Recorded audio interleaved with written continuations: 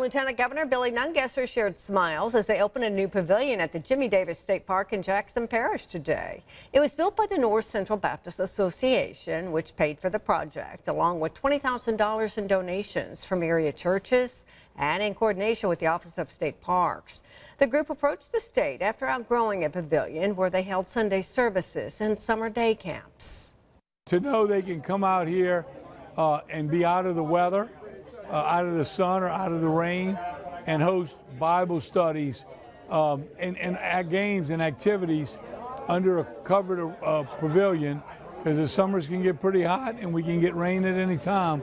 To know that'll go uninterrupted, to have a covered facility. And that pavilion is open to the public.